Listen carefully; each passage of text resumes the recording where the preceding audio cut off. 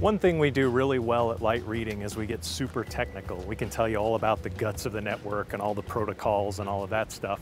But today we thought we'd take a different spin on things. We thought we would take a little tour of North Texas, go to a couple of companies and show you what's possible right now with your pay TV service and a mobile device. And also, what can you look forward to once the LTE networks have been built and have been installed and the applications are up and running. So sit back, relax, and join us as we go to visit Verizon in Irving and Ericsson in Plano, and we talk about what's happening now and what can we look forward to.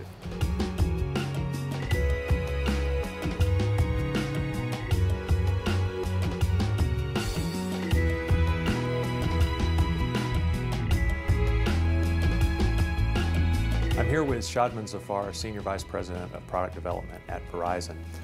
Shadman, Fios TV is itself a successful service.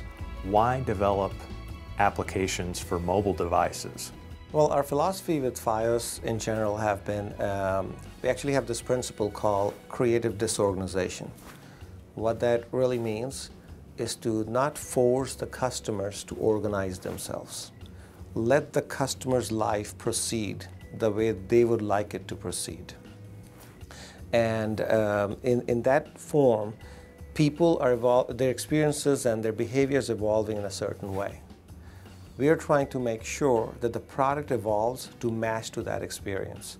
Today, a lot of people are using their smartphone devices actively in doing multiple things. And now they are starting to see their entertainment, managing their entertainment, dealing with the entertainment. A lot more of the customers are wanting to do that through these devices. And we want to make sure that there is no cognitive dissonance in utilizing the Fios product. It all sort of melds into the experience and the life of the customer. What seems to be holding the industry back when it comes to mobile video? Well, mobile industry has tried multiple times to do video entertainment product. But the reason in the past it has not been successful because the right variables weren't in place. Be it a fast network, you need a fast network. You need the right kind of smart, powerful devices that can process the video, and you need the right kind of screens on those devices to actually display. So sort of electronics from the perspective of speaker system, the screens have to be in place, processing power of the device, and very powerful networks. All of these variables weren't in place. We feel that those variables, stars are aligning. Those variables are coming together now. They are here. And at the same time, entertainment industry is really evolving very fast, be it the entry of the new players like Netflix and Hulu, as we talked about earlier, the entertainment going digital on the other hand, the consumer behavior going towards more video on demand, so I want my content wherever I want it. All of those variables coming together is the right time for this variable to change and mobile video to become a mainstream process. Consumers are so addicted to their mobile devices. Is it possible that in a couple of years, Fios TV could be more of a mobile experience? I would think so. So the way we see it is that the living room experience is a communal experience. Family watches TV together in a living room. Then there is a personal part of the entertainment that's developing very heavily. And the mobile we see will be utilized from a personal viewing perspective. So we don't see exactly mobile Fios TV becoming sort of mobile and one versus the other. Family time, a couple of people sitting down together in the evening watching TV, that experience will remain as is. When you're watching on a larger screen TV, laying down on a or sitting down on a couch. But more of the entertainment will also be consumed on the mobile devices personally by each person. And the Fios experience is being evolved to actually support and handle that demand. Shadman, thanks very much. Thank you very much. Appreciate it.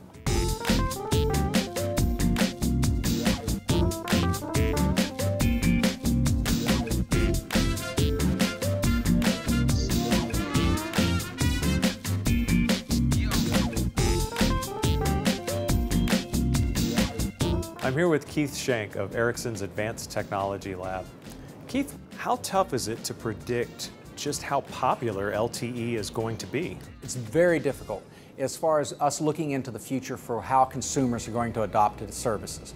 For example, for cellular, it was predicted here in the US that in 1987, by the year 2000, there may be 1 million subscribers. We were off by a few hundred scale.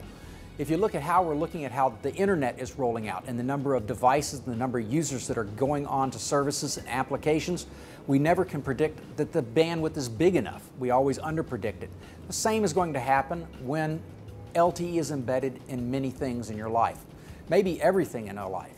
All your cameras, all of your devices are going to be connected, and so the take-up is not just going to be because, hey, I got this neat phone or this laptop with an embedded chipset. It's because everything in my house, everything in my car, all of my devices are connected to the networks. And that's going to make a big difference in how the drive for usage goes up. For service providers, LTE is more than just a network upgrade. What changes about their business model when LTE is introduced? As service providers begin to launch LTE, they're going to get to change the way they do their business concepts towards subscribers and how the models are going to be done. They're going to be able to change it instead of just saying, here's a base amount of data you get. They can now change it to say, how fast do you want that data? Do you want to buy best effort? Do you want to buy a standardized 2 megabit, 4 megabit, however much speed they want to offer? They can change that model.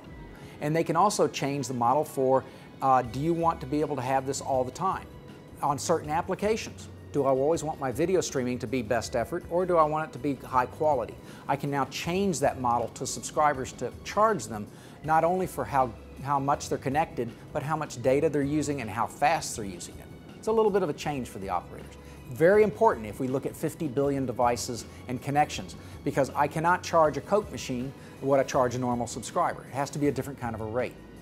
It's much like what Kindle did with the technology as they incorporated it. I'm not charging you for every time you turn it on and stream a book down. I'm charging you in the book so that you don't see that connection. That's important for an end user because you don't feel like you're being taken all the time for subscriptions. You're buying a service. Keith, thanks very much for talking with LRTV. Thanks, my pleasure. Happy to have been here.